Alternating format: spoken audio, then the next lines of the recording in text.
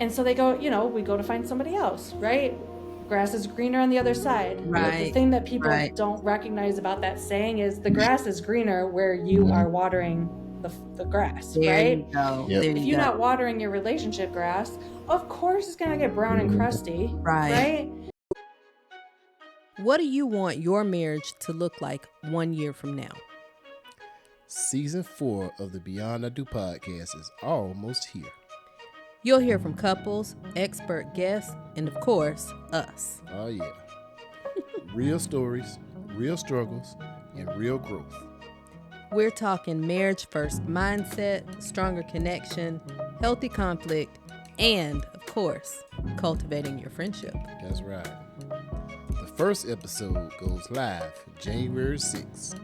And that episode is a wonderful couple that you do not want to miss. All right. Till next time, we gonna holler at y'all.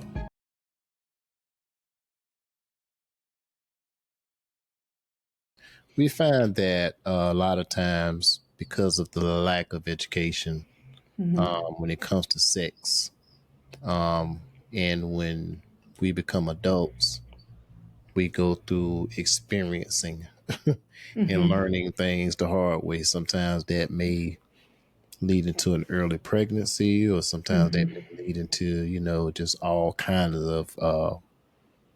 of pain, so to speak, in Yeah, so many for sure. ways.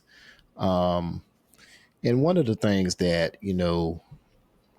I mean, I'll just be real. Gosh. The majority of, I know for us men, Okay. our education, Didn't know where he was going. I'm sorry. sex, to sex and relationship came from porn. Yeah, for sure. Pretty much. And that's kind of like, well, I do this and I do that, and then when it comes to couples, I like what you said about communicating and having that discussion, because a lot of times, people will take their experiences and what they see on those films, and they'll try to practice that on their mate, and not realizing that everybody's not the same. Just because you see the young lady wowing in pleasure because she's getting pounded in the video, that doesn't mean that that's the way it goes. You know what I'm saying? So Right. I'm sure. I think that there definitely needs you and people like you are needed, just not in the adult world. Definitely, because a lot of people are getting it wrong, and we're having a lot of pain. Couples are going through it, Yeah. pain, and not being able to communicate because they just are not comfortable having these discussions when it comes to sex. Yeah. So, like, how do you break that down to this couple that comes to you and say, okay, I'm bored. Sex life is just boring to me. He's not doing enough or she's not doing enough. How do you get there with that couple that is struggling with that issue? Yeah. There's a lot of things probably at play there. And I think one of the things that you brought up that's so important is there's a lot of pain physically, but emotionally too, right? And, with porn, and when we don't talk about sex in an open and honest and healthy way, we have this idea that sex is supposed to hurt. Right? Like, oh, she was walking funny the next day, right? Like, Yeah. I'm gonna get her so good. She ain't Right. gonna be walking straight for weeks, right? Like, Right. Yeah. that's That's like the not. sign of like, I I have Yeah. did such a work. good job. Right. I have work. I need to. I need to Right. walk. Sorry. Right. I have to go to work. I have to go to the Things grocery do. store like a normal person. Thank you. And you can get into the nuances, right, of like, different styles of sex and into kink and things like that. And I'm certainly not the expert on kink, and I won't pretend to be. A lot of people think that everyone who works in sexual health is like freaky deaky all the time, and some of us are, I guess. Not me. And so people are like, you're into like some stuff, and I was like, no. So Write more vanilla. curriculum and teach a few But classes. That's it. fine. But I know a lot of people in this work. I know a guy who knows a guy. Yeah, I know a guy who knows a guy always. And so, I think when we get to that point where people are using porn as education instead of what it's designed for, which is entertainment, right? Right. Yeah. Right. Porn is entertainment. It's fun. It's for a lot of people, it gets them going, gets them turned on. They get to indulge in fantasies that they may not want or have any interest in doing in real life, and things like that, which great. But porn is not reality. Porn is heavily edited. Porn is not Yes. real. You will ruin a high school boy's life when you tell him, I have ruined Oh, many. yeah. And Right. I'm like, porn's not real. That's and they're not- like, not what? No. Some grown Right. men. Shoot. Yeah. And I'm like, no, some of it. Oh, no, baby. So, it's heavily edited. They're not showing a lot of parts and things like that, and whatnot. But then you get to couples who, in the beginning of the relationship, maybe things were Oh, yeah. hot and heavy. And then as the relationship goes on, lots of things may change, right?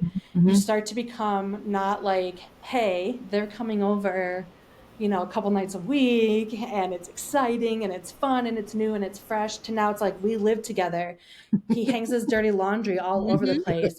She don't be doing the dishes, right? Like Right. you get into these responsibilities, like we have to pay the bills and we have to remember to do this. And then you add kids into it.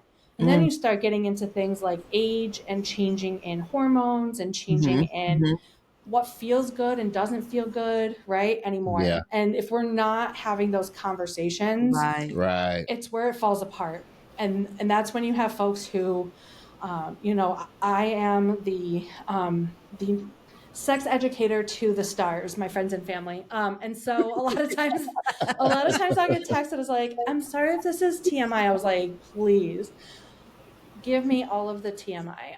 It's never too much. In fact, I'm probably going to ask you even more in-depth questions. But a lot of that breakdown is right where that happens, right? Where that communication starts to break down, where that that fantasy of it's supposed to be like this, or it was like this at one time and now it's not, right? And that's where we can see a lot of couples stray, right? They're looking for that fresh and that new again. They're not getting it with their partner because their partner's not giving it to them despite having communication, or they're just not having that effective communication happening. And so they go, we go to find somebody else, right? Grass is greener on the other side. Right. The thing that people don't recognize about that saying is the grass is greener where you are watering the grass, right? You go. Yep. There If you you're go. not watering your relationship grass, of course it's going to get brown and crusty, right? Like if you're spending all of your energy watering grass over here, of course it's going to be fun. It's going to be new. It's going to be exciting. Oh, yeah. But you're not fixing the actual issue at hand. And what a lot of people get caught up into is, they step outside of their relationship and then they end up leaving and engaging with this new person maybe, or another new person. And they get back into that cycle because they don't ever fix it. And they're just never fully satisfied sexually. And so these are lots of things that can happen that can change the dynamics between folks. Having that communication is big, but it's also important to recognize that something's not right. We've been talking about it and something is still not right. Maybe we need outside help. Maybe we need a relationship coach or an intimacy coach, which there are plenty of. Maybe we just need to talk to my primary care doctor. Maybe I need to talk to my OBGYN. Maybe I need to talk to my therapist about this. There are lots of folks. And again, it's one of those things where anybody can say they're anything on the internet, right? Just be thoughtful about who you're reaching out to and their qualifications, and where they land and how they can help you. I give advice free, $0.99 to friends and family. I'm not trained, certified, or anything to do couples counseling or anything like that. But I used to sell adult novelty items as a side gig for a hot minute, which was a ton of fun. But people will be like, I have to tell you, everything about my sex life. I'm like, girl, tell me all of the things. Yay. How can I fix you with this item? It's on sale. But that was more of like a sales business. Right. So, that really kind of sparked a lot into what I do now, right? Is like, I'm a student for life. I have guests on my podcast that talk about topics I am very unfamiliar with. I've had like kink professionals like be on the podcast talking about these things. It's not something I am knowledgeable about, and I will be upfront honest. So I'm always interested in learning different things and new things that folks can bring. And then, bringing that to the business. It's what I've always wanted to do, is just recognize that I'm one voice in this movement, but I'm not the only voice. Yeah. There's lots of cool people doing this work. Right. That's one of the things we are relationship coaches, by the way. One of those resources. Yes. But we've interviewed a couple of sex and intimacy coaches. We've interviewed a sex therapist. And that's something that I think that I want to learn more about, because personally, the evolution of our relationship and sex within our relationship, and it's always enjoyable. But the more I learn about my body, the better it gets. The more he listens when I tell him, the better it gets. The more he gets out of his head, and it's not what you want to do to me, it's what my body responds to. Those things have all made everything better, but it starts with, you gotta talk. You have to communicate to each other. Yes. Yeah. You might want to send a text. You might want to, whatever you have to do to open those doors. If you have pledged to be with someone forever, you might want to work that out, so that there's joy in the forever and not just monotony or sadness. Yeah. No, for sure. That's so true. And how, again, like, however communication works for you, like, I know people who send their partner like still images from their favorite porn, right? Like, I want you to do this, right? Because I know how my body responds when I watch that. Right. I want to see if my body responds when we do that. Or like, pictures, like, I want to try like this. Right. That's communication. Right. That's communication. Yeah. Right. Or, I want to try this. No, that doesn't look appealing. Yeah. No. Yeah. My body doesn't move like that. It goes both ways, and there needs to be a level of comfort with each other. And being okay with trying something and saying, okay, well, how does that work for you? It doesn't work for me. So we're gonna leave that out. We gave it a good old try. Right. Down the line, but for right now, it's not. That would be I think that one of the biggest issues is that idea that the sex is taboo. With women, it's for men. You have to keep him happy. So we don't not openly. We don't explore to figure out ourselves because of the shame, the guilt. It's not for us. And it is so sad to me. And I'm guilty when life was lifing. But it's sad to me to see a wife say, what do I do? He just wants it, and I just want him to finish. Like, y'all are not doing it right then. But that's okay if you're willing to put in the effort to change that, because we laugh about it now. But there was a time when I'm like, look, you got to make it quick. Just do what you got to do. Hurry up. I get mine, you get yours. We get some sleep. Right. But that was well, for one, life. But also just not understanding fully the intimacy piece of it and what that meant to him.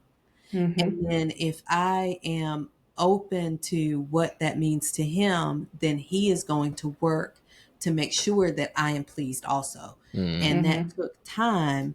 It took communication. Like I said, it was always good. But now we literally think that people are just doing it wrong. Yeah. Because why would you not want to do it? Yeah. Why not? Why not? You have to be doing it wrong. Yeah. Yeah. Yeah, and a lot of things change. And I think people, because, I think you brought up such a great point, is because it's so taboo, and especially, for women, it's something we're not supposed to talk about. We're not supposed to talk about masturbation and how that feels really, really good. And so, right. And we're not supposed to have these kind of thoughts and feelings around it. And so even when we're with somebody and things are really good, things change, right? We have kids. We become we have a different role in the relationship now, right? Yes. Where I know for me, like, and in a lot of marriages, the woman just kind of naturally becomes the person, the head of the household in the mind, right? And that, like, I am doing all of these tasks all of the time, right? I'm the one thinking about the grocery order. I'm the one making sure she has clothes that fit because she's growing again. I'm the one making sure preschool is all set up. I'm the one making sure, right? And then when it gets to sex, I'm like, I'm tired. I'm closing out 20 browsers in my head. One's still playing music and I can't figure out where it's coming from. The last thing I want to do is be touched, right? And I can't or I want to. Sorry. Right. And I hate this song anyways. Like, how did this get on my playlist? Yes. And so there's, and we're touched all day with a kid being on us all the time. And you get that being touched out. I never understood that until I became a mom. And I'm like, I don't even breathe near me. Like, your breathing is pissing me off. The last thing I want to do is have you breathing heavy while on top of me. Right. Like, that's not.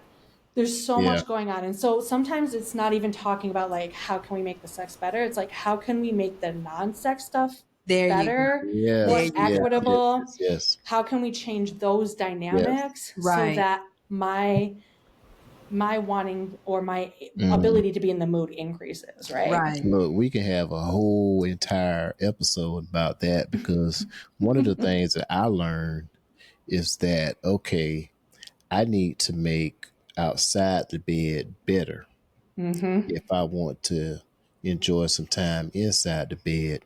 And that means, as a man, I may have to cook every now and then. As a man, I may have to vacuum. I may have to wash clothes. I may have to do some of those things that are considered, women's jobs, so to speak, if we're talking about gender roles. And it's like, or, picking up a kid from school or taking a kid to practice, even though she works and I work. So we have to kind of figure out how we can balance those things out. And, it's like, if I put all this on you and then expect you to perform 100% in the bedroom, then what am I? You know what I'm saying? At the end of the day. And then too, the idea of it's not an exchange. It's I only have so much energy for the day. It's you allowing me to have a little bit more left over than I normally would. So that it's not an exchange. And in fact, it should be a mutual thing, to where we try to do things to make life easier for each other, without wanting a reward or a prize at the end, because that's why we took vows. But I get that, at this very surface, it's, I'm tired, I don't want to, but you didn't want to last night, so what are we going to do? So right. It's like, well, we need to have a conversation of how we get out of this. Every night I don't want to. Every night I have a headache, right? I'm tired, I don't want to. And it's not like it's an excuse. It's I only have so much from my cup to pour, and my cup is empty. I have no more left for today to pour. And so, something I recommend to a lot of folks, and something that, I have definitely used as a strategy, is start your day with sex, because you haven't poured nothing from your cup yet. There you go. There you go. Oh yeah. Oh yeah. You haven't poured You are well not a rested. dang thing. Oh, yeah. And it really, can be a very fun way to start the day. A very fun way. And it's a way to say, like, hey, that was really fun this morning. I'm going to do this. And it's like, you know what? I got something out of that too. Why don't I take that off the plate for this? Right. Yep. And I think you put in a good point, right? It's like, sex is not like a bargaining tool in a relationship. It should never be. The expectation that if I do this, then I expect sex is has got to be off the table. That's not, unless that is something you have set up as some part of your relationship, something you into, something that gets you going, something that's one thing, right? When we're talking about a healthy relationship, the expectation that sex should happen because of whatever XYZ, that can't be on the table. That can't be, because that's not healthy, and that is abusive. It's a controlling and abusive behavior, right? Absolutely. There's, I almost hate to say it, the idea of submission and I hate that. As a couple, you should always give your husband sex because that's your duty. That sounds very rapey to me. Sounds. Oh yeah, no, that's exactly what you can call it. That sounds very rapey to me. And to think that this person that I have vowed to spend my life with thinks so little of me that I am not physically wanting, or I'm not emotionally in the mood, but yet would still require it. I don't like that. Nope. And like I said, if the focus is we're together and we're going to make things better for each other, then there's balance there. I don't like, no, we don't make requirements like that of people. No. And that's breaking generational trauma, though, right? Right. Yes. Because we think about dynamics of relationships. I mean, even in the 50s, 60s, 70s, and before that, right? I always see this trend now on social media where people are like, back in my grandparents, they never got divorced and blah, blah. It's like, yeah, because grandma couldn't have her own damn bank account. Like grandma couldn't have a credit card. Grandma didn't probably have a job because she was raising 10 kids. You know what I mean? Like, my grandma was a gangster. She was divorced in 1974 when I was born. So I love that. I come from an OG, and and I'm her namesake. So yeah. But so Byron, don't get comfortable. No, I'm just kidding. Exactly. 27 years, whatever. No, I'm kidding. I'm kidding. At any given time. So I tell my spouse too. They said something about being on a trial period. Like, we've been together for 10 years. And I was like, I'm going to tell you what, boo-boo. You want a trial period for life. Don't ever get comfortable and think that it's not like you'll get to a certain year. Then we can just try. locked in. We'll try today. We can try tomorrow. You got to keep working. That's every day. We'll try every day. And then if you try me, watch what happens. There you go. I like that. What is it that we can do to empower ourselves, to help empower the younger generations, so that we understand our bodies, we understand the laws that affect our bodies, and we can make certain that we are represented when those laws are made or taken away? Yeah, absolutely. I think that's a great way to wrap up the conversation. Advocacy work and activism work is at the heart of what I do. I didn't even mention in the beginning that I co-founded and I co-direct a sexual reproductive justice work group locally in my city for the past 9 years. Oh, wow. And so some of the biggest work that we can do is, and especially right now, because things seem very bleak, things are very scary. And I don't want to downplay it by saying like they seem really scary. Things are really scary for a lot of people Yeah. right now. And, like I said before, even if you live in an area or your who you are and the identities that you carry have a level of privilege where you don't see yourself represented in the scariness, Right. you have an extra responsibility, in my opinion, to speak up, to say things, right? And you don't have to start from scratch. You don't have to reinvent the wheel. There are lots and lots of people on the internet and in social media world who are doing this amazing work. And so I'm Meet Me at the Spot podcast on social media. Yes. And then please go through like my followers list and start following those people too. And that's the way that we get connected to bigger networks, is by having these conversations with more and more folks, right? And so I learn about new people to follow all the time. And when I see someone follow a post and it's like a collaborative post with a bunch of different folks, I follow all of them too. And then I start following more people, right? And that's how I grow my information base.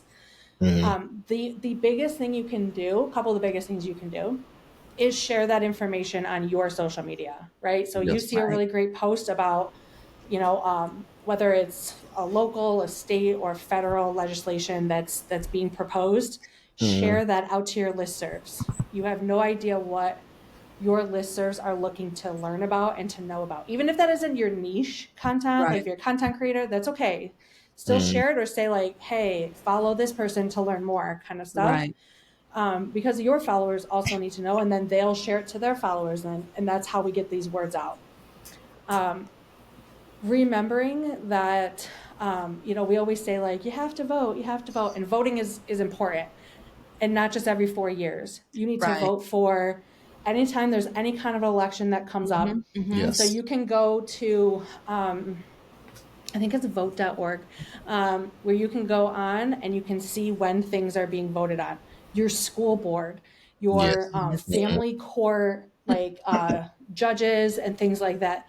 These are positions, but even when we talk about like county sheriffs, some of these positions, you vote for these people, like, and these are people who make very local decisions that impact sexual and reproductive justice topics, right? So these are really important. But also remember that like your elected officials, and we're going to be getting into midterms soon. So we're going to have a lot of campaigning, a lot of folks coming out and talking about different issues. The biggest thing you can remember is that elected officials work for us, not the other way around. Right?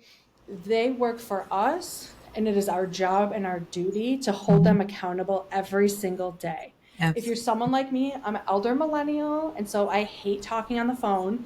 5 calls they're amazing. They're like one of my greatest. I started calling my elected officials and talking to people on the phone because they give you a script of what to say, and it's on the app, and you just like, you can call right from the app, you say your script. But if you don't want to talk to somebody because you're nervous, that's okay. Know that when you call, it's very unlikely you're going to talk to your elected official. You're going to talk to someone in their office. Right. And they're not going to be like, well, in order for this to get through, you need to tell me 3 things. They're not quizzing you. They're just writing down and tabbing that you called, right? Right. So they're not going to have, it's not going to be a back and forth engagement. You're going to say your piece, and then that's going to be the phone call. If you don't want to talk to somebody, call after like 5 p.m. And leave a message, but make sure you leave your street address on the voicemail to make sure that you're a constituent and your call gets recorded and tallied. I like that. Yes. Yeah, a lot of people don't know that part. So I always call after 5 p.m. Because I don't want to talk to somebody, because if I'm calling in general, it's because it's an issue I'm very, very passionate about. Right. And when I get passionate, I tend to get very angry, and I'm okay dropping a few F-bombs and things like that to record it. and not to an intern or like, Yeah. you know, their staffers. You know, I don't, because it's not their fault, right? But they Right. also are the Right. people who have the ear of your elected officials, right? Right. Yeah. If you are able to organize, find local organizations that are already doing this work. I will say to anyone listening to this, if you do not know how to find that information, send me a direct message. I will work with you and we will find those people. If those people somehow just don't exist where you live, I will walk you through how to make those people, right? I can walk you through all of that stuff and how to get that started, because we started out grassroots we had no idea what we're doing. Most of the time, I think sometimes we still don't really know what we're doing, but we're doing it anyways. We're showing up anyways. We're Right. showing up imperfectly, but we're still showing up. Yeah. There's power in numbers. There's power. Yes, it There's is. power in all of that information. And then finding ways to support organizations who are doing this work. So local abortion funds, you know, who are providing these services for folks, who are putting that information out there, the services out there. You know, if you can get on, if you're fortunate enough to financially support, like on a monthly donation, so that way there's always money coming through, even if you do $5. Sometimes it doesn't seem like a lot, Oh, yes. but $5 from 10 people, from 100 people, from 1,000 people, right? Yes. And then if you're sharing the information out, you get more people donating. They all go hand in hand. There's no right way to advocate or be an activist. You just have to find what works for you, what's your lane, Right. and just do it. I have a whole section on my website, Political Activism 101, for folks who are like real new to this work.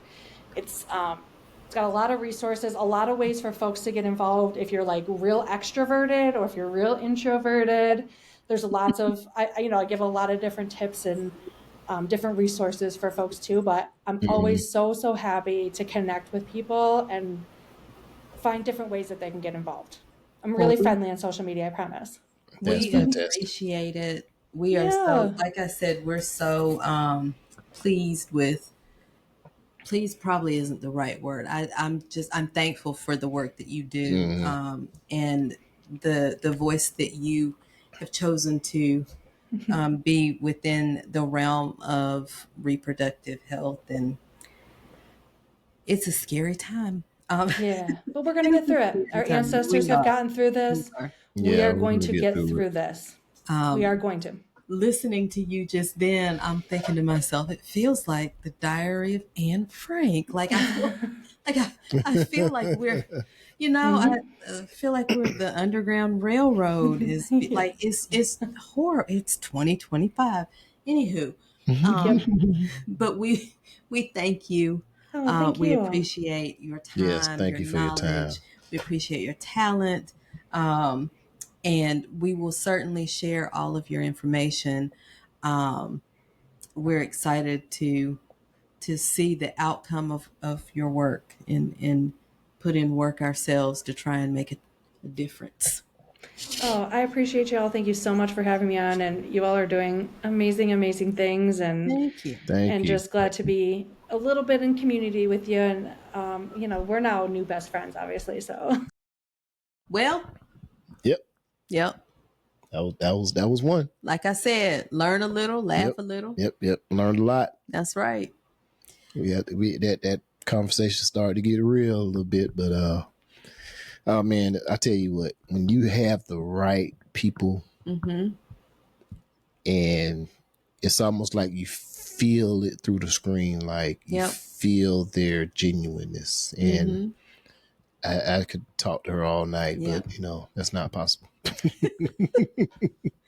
So we are going to make sure that all of her information is available, because some of us are concerned and want to be involved in making certain that we maintain the rights we have. That's and right. We Everybody's rights. And we regain control of our bodies. Whether if I agree with you or not, I still want you to have your rights. Absolutely. You know what I mean? So until next time, we gonna holler at y'all.